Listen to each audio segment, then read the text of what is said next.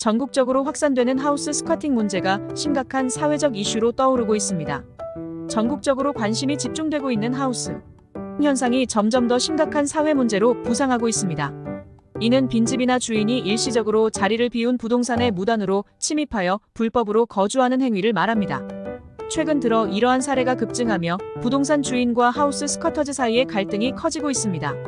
법률 전문가들은 부동산 소유권 침해와 관련하여 피해자들의 대응 방안에 대해 조언하고 있으며 당국은 이 문제에 대한 대책을 마련하기 위해 고심 중입니다. 하지만 하우스 스쿼팅은 복잡한 법적, 사회적 요인들이 얽혀 있어 간단한 해결책이 없는 것으로 보입니다. 하우스 스쿼팅은 불법적으로 빈 주택이나 건물에 거주하는 행위를 말합니다. 캘리포니아주에서는 이러한 행위에 대한 법적 규제가 있습니다. 하지만 특정한 상황에서는 스쿼터가 법적으로 거주권을 얻을 수 있는 경우도 있습니다. 이를 애드버스 퍼제션이라고 합니다.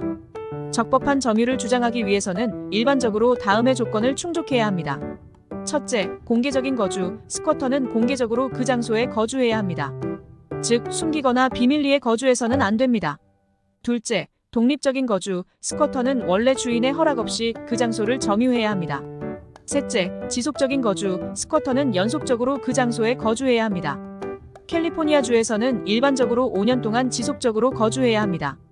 넷째, 평화로운 거주. 스쿼터는 평화롭게 그 장소에 거주해야 합니다.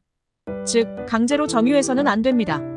부동산 소유권자와 전문가들은 정기적인 점검, 보안 강화, 이웃과의 연계 등을 통한 예방 조치의 중요성을 강조하고 있습니다.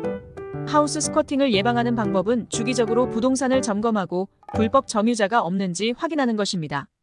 그리고 잠금 장치를 강화하거나 보안 시스템을 설치하여 불법 점유를 예방하여야 합니다.